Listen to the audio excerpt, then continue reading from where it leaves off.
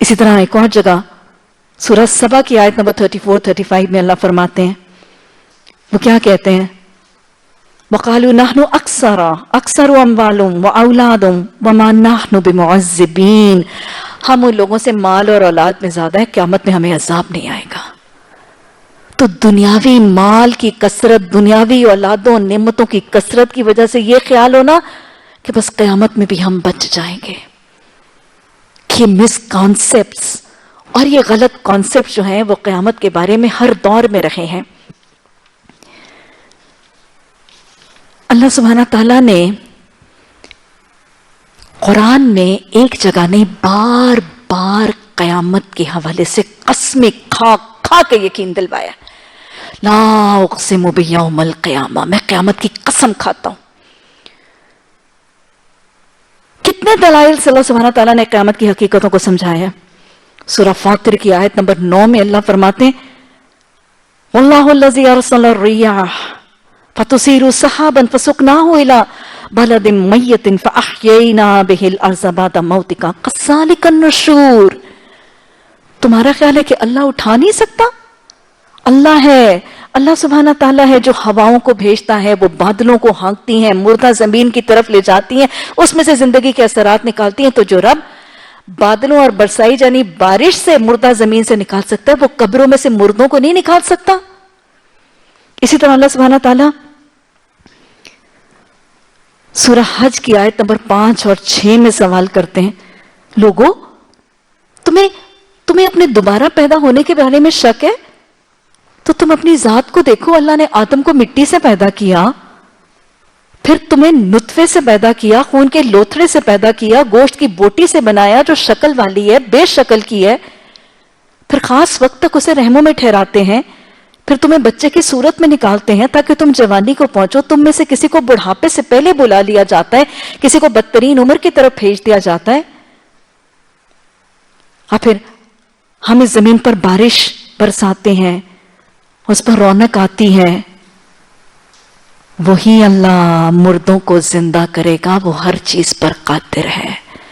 اپنی ذات کو دیکھو، تمہیں کیسے کیسے بناتا ہوں، اس مردہ زمین کو دیکھو کیسے اس میں زندگی اثر، اس طرح آپ کے لیے پھر اٹھانا مشکل نہیں ہے۔ اسی طرح اللہ سبحانہ تعالیٰ قرآن میں ایک اور جگہ فرماتے ہیں، سورہ احقاف کی آیت نمبر 33 میں اللہ فرماتے ہیں، اَوَلَمْ يَرَوْا أَنَّ اللَّهَ الَّذِي خَلَقَ السَّمَاوَاتِ وَالْأَرْضَ وَلَمْ يَعْيَ بِخَلْقِهِنَّ بِقَادِرٍ عَلَىٰ يُحْيِي الْمَوْتَىٰ، تم دیکھتے نہیں ہو کہ اللہ جس نے زمینوں اور آسمانوں کو بنایا اور ان کو بناتے ہوئے وہ تھکا بھی نہیں ہے، زمینوں آسمانوں کو جس نے بنایا، اتنی وسیع کائنات کو جس نے بنایا اور چلا رہے اور ان کو بناتے اور چلاتے ہوئے وہ تھکتا بھی نہیں ہے، کیا وہ مردہ سے زندہ کو نہیں بنا سکتا؟ کیسے اللہ سبحانہ تعالیٰ نے لاجیکلی ساری باتیں بتائیں، اور پھر آپ دیکھیں کہ کتنے واقعات ہیں۔ حضرت ابراہیم علیہ السلام نے اللہ سے پوچھا تھا کہ اللہ تو مردوں کو کیسے زندہ کرے گا؟ تو اللہ نے فرمایا تھا کیا ایمان نہیں ہے؟ تو حضرت ابراہیم علیہ السلام نے فرمایا تھا کہ ایمان تو درکار ہے لیکن ثابت قدمی کا خواہش مند ہوں۔ تو وہ پھر 4 پرندے، مرغ، مرغابی، کبوتر، ان کو مانوس کیا گیا تھا، پھر ان کو ذبح کیا گیا تھا، ان کے ٹکڑے کر کے جز ملا کے 4 پہاڑوں پر رکھ دیے گئے تھے، پھر بلایا گیا تھا اور مل کے کٹھے پرندے بن کے واپس آ گئے۔ زندگی بعد موت کا واقعہ تھا۔ پھر اصحاب کہف کی شکل میں دکھایا گیا تھا، کتنے 100 سال سوئے رہے تھے لیکن اس کے بعد اٹھ کھڑے ہوئے تھے، کس لیے؟ تاکہ لوگوں کو زندگی بعد موت کا عقیدہ سمجھایا جا سکے۔ حضرت عزیر جب واپس آئے تھے تو انہوں نے ٹوٹی پھوڑی پھوٹی ہوئی کھنڈر بستی کو دیکھ کے کہا تھا، اللہ تو اس بستی کو دوبارہ کیسے اٹھا کھڑا کرے گا؟ نیند ہو گئی تھی، تاری ہو گیا تھا، پھر کتنی دیر کے بعد اٹھایا گیا تھا۔ پھر کیا کہا گیا تھا؟ اپنے کھانے کو دیکھ وہ نہیں گلا سڑا، اور اپنے گدھے کو دیکھ اس کا تو پنجر رہ گیا۔ اور پھر اللہ نے آنکھوں کے سامنے اس گدھے کے پنجر کے اوپر گوشت اور ہڈیاں چڑھائی تھیں۔ حضرت ابراہیم علیہ السلام کا واقعہ، اصحاب کہف کا واقعہ، حضرت عزیر علیہ السلام کا واقعہ، اور پھر وہ سورہ بقرہ میں واقعہ کہ اللہ سبحانہ تعالیٰ نے فرمایا کہ جب وہ گائے کا واقعہ آیا تھا، سورہ بقرہ کا واقعہ، وَإِذَا قَتَلْتُمْ نَفْسًا فَادَّارَأْتُمْ فِيهَا وَاللَّهُ مُخْرِجٌ مَا كُنتُمْ تَكْتُمُونَ فَقُلْنَا اضْرِبُوهُ بِبَعْضِهَا كَذَلِكَ يُحْيِي اللَّهُ الْمَوْتَى وَيُرِيكُمْ آيَاتِهِ لَعَلَّكُمْ تَعْقِلُونَ۔ तुम एक दूसरे पर इल्जाम लगाने लगे थे तो अल्लाह ने कहा था गोश्त का टुकड़ा मारो, इसी तरह तुम्हें मुर्दों को जिंदा करता हूं। यह सारा गाय का वाकया किस लिए किया गया था कि जो अल्लाह के हुक्म से एक गोश्त का टुकड़ा मारने से मुर्दा जिंदा होके बोल सकता है, उस रब के लिए कलमाए कुन से सारे इंसानों को जिंदा करना मुश्किल तो नहीं है। फिर अल्लाह ने जिंदगी बाद मौत के लिए वो जो 70 साथी हजरत मूसा अलैहिस्सलाम के साथ गए थे, सूरह बकरा में आता है वह इसकुल तुम या मूसा लन्नो मिना लका हत्ता नरल्लाहु जहरतन फअख़ज़तुमुस साइक़तु व अंतुम तंज़िरून सुम्मा बासनकुम मिन बादि मौतिकुम लअल्लकुम तशकुरून। तुमने कहा था कि हम तो अल्लाह तुझे देखेंगे तो मानेंगे, अल्लाह ने बिजली भेजी थी, सबके सब मर गए थे, फिर अल्लाह ने तुम्हें जिंदा किया था। एक बिजली की कड़क से मारकर 70 सरदारों को फिर जीने वाला क्या दुनिया में लोगों को फिर जिंदा नहीं कर सकता? इतने मुख्तलिफ वाकयात कुरान में सुना के, इतनी कायनात की निशानियां, अपनी कुदरत और ताकत बता बता के अल्लाह सुब्हाना ताला ने ये लॉजिक समझाई है कि दुनिया इम्तिहान गाह है, इसमें स्टे आर्जी है, इसमें इम्तिहान है, यहां से रवानगी है। इम्तिहान का नतीजा मिलने के लिए फिर मालिक यौमुद्दीन के हाजिरी के लिए यौमुत तगाबुन में हाजिरी लाजिम, जिंदगी बाद मौत लाजिम है।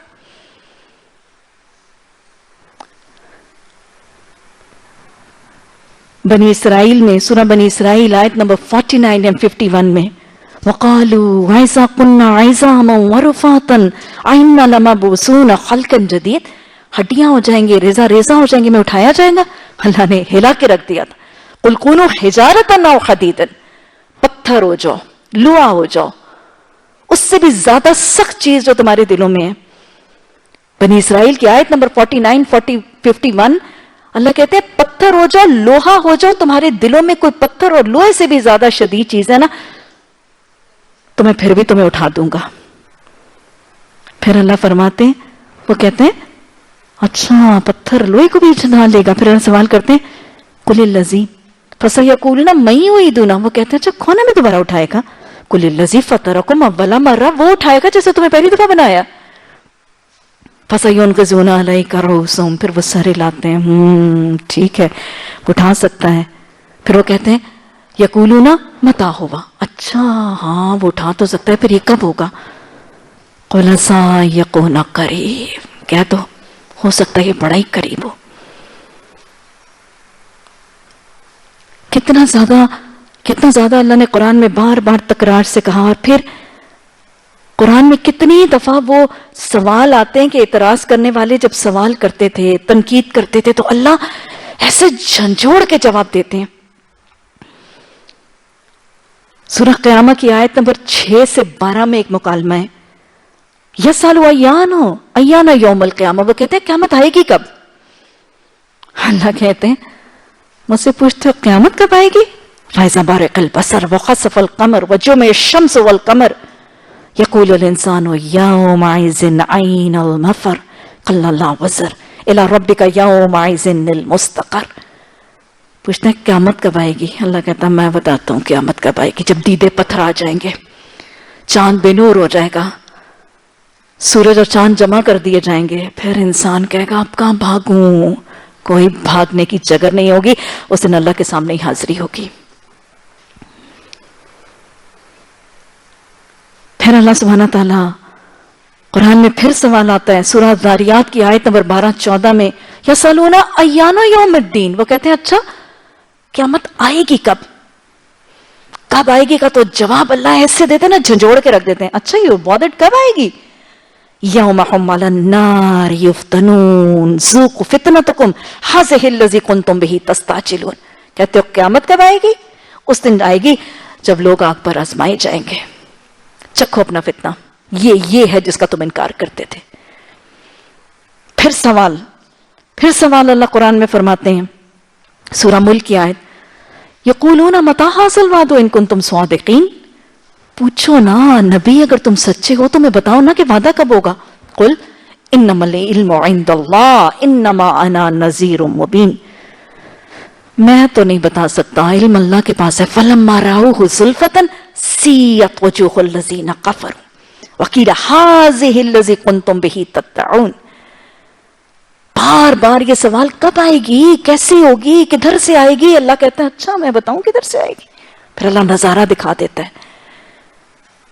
यहां पे बताया जा रहा है वो पूछते हैं नबी से कब आएगी, नबी इनको बता दो मेरे पास नहीं अल्लाह के पास इल्म है। हाँ जब आएगी ना तो एक बात जरूर होगी, वो जो बार बार पूछते हैं ना, जब उस क़यामत के करीब होंगे उस दिन उनके चेहरे बिगड़ जाएंगे। सीयत वजूहुल लज़ीना कफ़रू, जिसका इनकार करते हैं उनके चेहरे बिगड़ जाएंगे। और फिर उसे कहा जाएगा ये है जो तुम पहले मांग रहे थे, कब आनी है, किधर से आनी है, कितनी देर रह गई है। फिर सवाल एक और जगह सूरह अंबिया की आयत नंबर 38-39 में, वो यकूलूना मता हाज़ल वादो इन कुंतुम स्वादिकीन, अच्छा ये वादा कब आएगा, सच्ची हो तो बताओ ना नबी। अल्लाह फरमाते हैं लौ यअलमल लज़ीना कफ़रू हीना ला यक़ुफ़ून अन वजूहिहिम नार वला अला ज़ुहूरिहिम वला हुम युनसिरून। इन लोगों को बता दो कि जब वो आ गई ना, आटो में लगे हुए ना, आएगी कब, तो जब आ गई उस दिन अपने चेहरे अपने पीठे आंख से नहीं बचा सकोगे। आज तुम मानते नहीं हो, सवाल करते हो, तो जो नहीं मानता, जो उसकी तैयारी नहीं करता, उस दिन अपने चेहरों को और अपने पीठों को आग से नहीं बचा सकोगे। वला हुम युनसिरून, तुम्हारी मदद भी नहीं की जाएगी। फइन्नमा हिया ज़जरतन वाहिदतन फ़इज़ा हुम युनज़िरून, एक की डांट, एक ही झिड़की होगी और हाजिर हो जाओगे। फ़इज़ा हुम बिस्साहिरा, खुले मैदान में खुल्लम खुल्ले सब आ जाओगे। क़यामत पर हक है। क़यामत के बारे में अल्लाह सुब्हानहू तआला ने एक जगह नहीं, बार कसमें खाकर याद दिलाए, कसमें दिला दिला का यकीन दिलाने की कोशिश की है। सूरह क़यामा में फरमाया ला उक़सिमु बिहाज़िल बियौमिल क़यामा, नहीं तुम्हारा रवैया गलत है, मैं कसम खा के बताता हूँ इस क़यामत के दिन की। सूरह मुरसलात की पहली 5 आयात में अल्लाह ने फरिश्तों की, हवाओं की 5 सिफ्तों की कसम खा के फरमाया इन्नमा तुअदूना लवाक़िअ, जिसका मैं तुमसे वादा कर रहा हूं ना वो होना जरूर है। सूरह नबा में अल्लाह ने फरमाया इन्ना यौमुल फस्ल काना मीकाता, ये इसका वक्त जरूर आएगा। लॉजिकल है। सूरह मुल्क में आता ना हुवल्लज़ी ज़रअकुम फिल अर्ज़ि व इलैहि तुहशरून, जिसने फैलाया उसकी तरफ तुम जमा भी किए जाओगे। भाई जिसने बनाया, जिसने फैलाया, वो फिर भी इकट्ठा करेगा, वो कर सकता है इकट्ठा।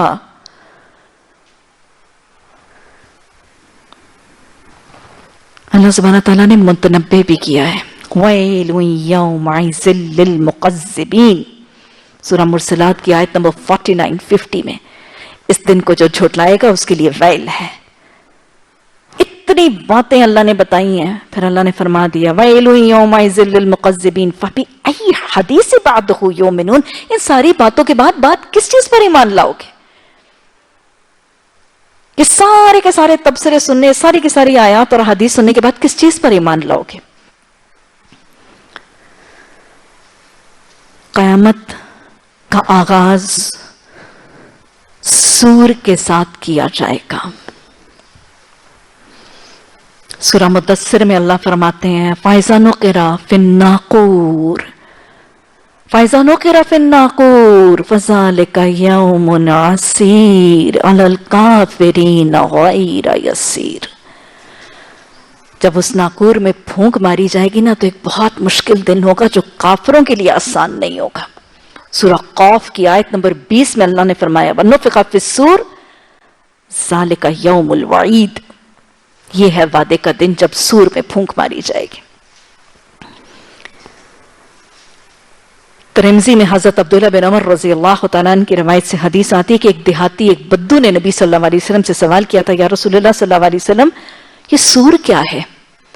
जब नुफ़िख़ फ़िस्सूर कहा गया तो उसने सवाल किया कि या रसूलुल्लाह सल्लल्लाहु अलैहि वसल्लम ये सूर क्या है? तो आप सल्लल्लाहु अलैहि वसल्लम ने फरमाया ये एक सींग है जिसमें क़यामत के दिन फूंक मारी जाएगी और क़यामत बर्पा होगी। गाय के सींग की तरह की चीज है। और हजरत अबू सईद खुदरी रज़ियल्लाहु ताला अन्हु की रवायत से हमें हदीस से पता चलता है कि जब हजरत इसराफील अलैहिस्सलाम अल्लाह के हुक्म से इस सूर में फूंक मारेंगे तो हजरत जिब्राईल अलैहिस्सलाम उनके दाएं और हजरत मीकाईल अलैहिस्सलाम उनके बाएं जानिब होंगे।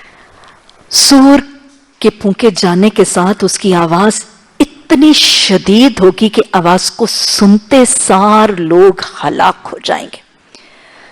मुस्लिम में हजरत अब्दुल्ला बिन उमर रजी अल्लाह तआला अन्हु की रवायत से हदीस है कि आपने फरमाया कि जब सूर में फूंका जाएगा तो जो इसकी आवाज को सुनेगा उसकी गर्दन एक तरफ झुक जाएगी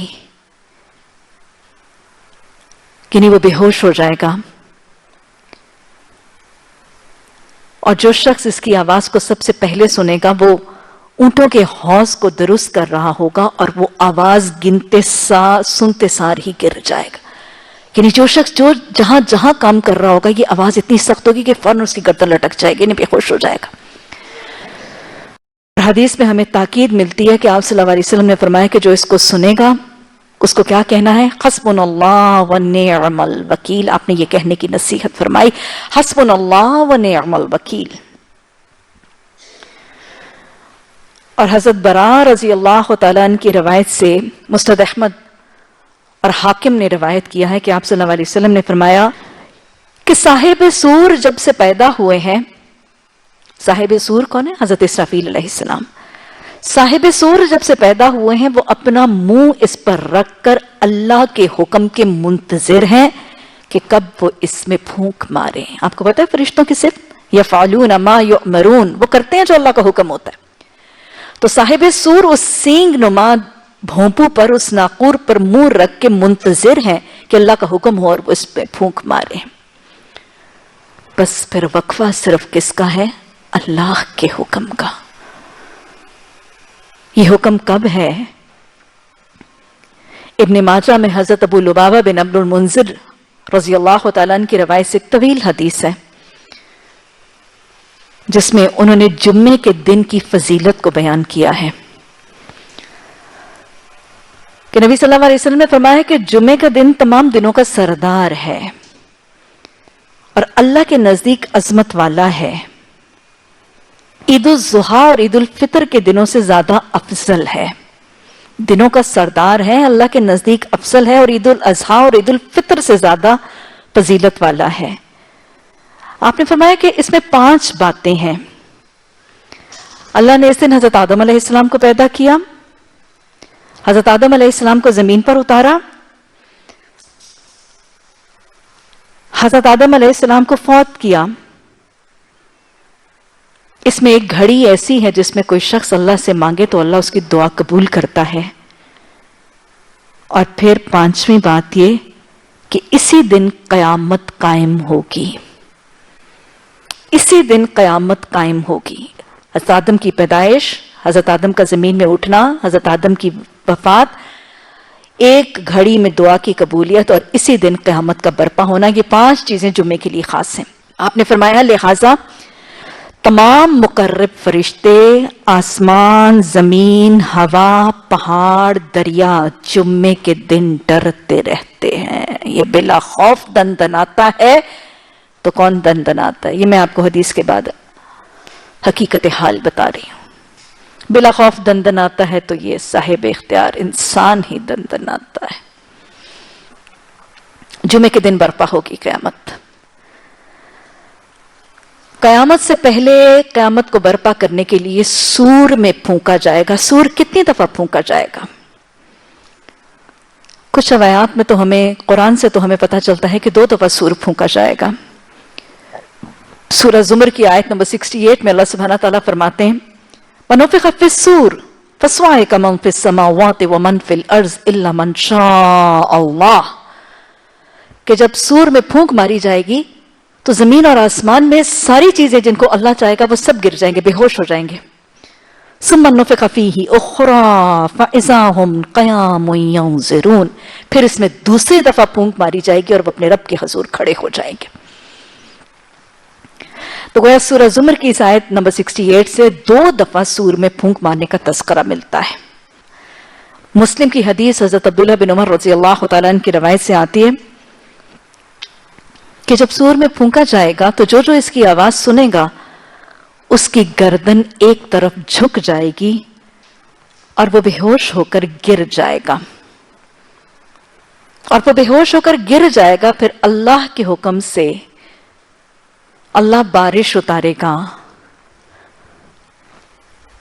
اور اس سے لوگوں کے بدن تیار ہوں گے، اس سے لوگوں کے بدن تیار ہوں گے۔ پھر دوسری دفعہ سور پھونکا جائے گا تو لوگ اٹھ کے دیکھنے لگیں گے، تو لوگ اٹھ کے دیکھنے لگیں گے۔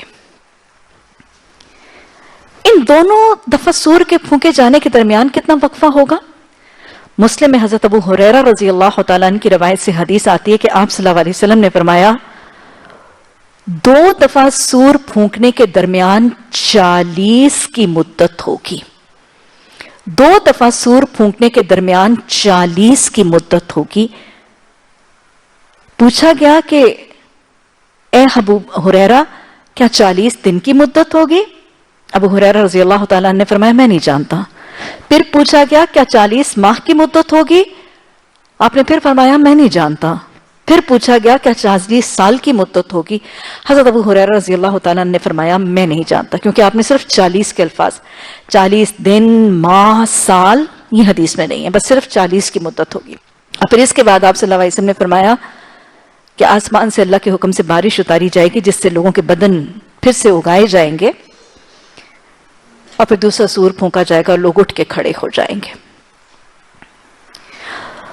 تو یہاں تک تو آپ نے دیکھا کہ قرآن کے حوالے سے اور کچھ حدیث کے حوالے سے 2 دفعہ سور میں پھونک مارنے کا تذکرہ، ایک جس سے سب مر جائیں گے نفخ صاعق، اور دوسرا جس سے سب کھڑے ہو جائیں گے نفخ بعث۔ لیکن کچھ احادیث کے حوالے سے کچھ تفاسیر میں یہ حوالہ بھی آپ دیکھیں گے کہ سور 3 دفعہ پھونکا جائے گا۔ پہلا نفقۃ فزع، وہ سور جس سے گھبراہٹ ہوگی، سب پریشانی، سراسیمگی، اضطراب، ٹینشن، بھاگے پھرنا، دوڑے پھرنا، نفقۃ فزع، گھبراہٹ کا سور۔ دوسرا نفقۃ الموت، جس سے سب الفراش المبثوث وَتَكُونُ الْجِبَالُ كَالْعِهْنِ الْمَنْفُوشِ، سب مر جائیں گے۔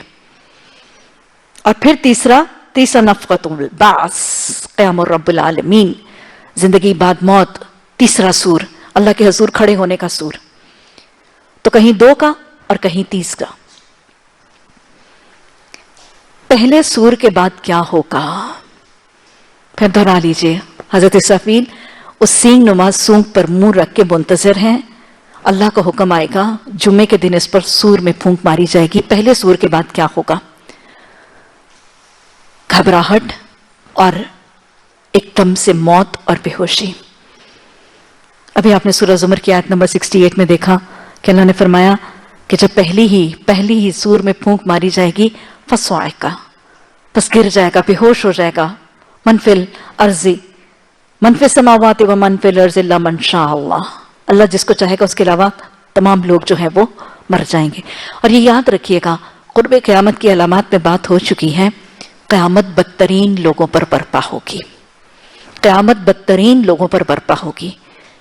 حضرت عیسیٰ علیہ السلام کی وفات کے بعد ایک ہوا چلے گی جس سے نیکوکار اللہ کے مومن بندوں کے گلے کے اندر کوئی بیماری ہوگی اور ایک ہلکے سے نزلے زکام کی کیفیت ہوگی جس کی وجہ سے سب مومن فوت ہو جائیں گے، صرف گناہگار، فاسق، فاجر، مشرک دنیا پر آباد ہوں گے اور انہی پر قیامت برپا ہوگی۔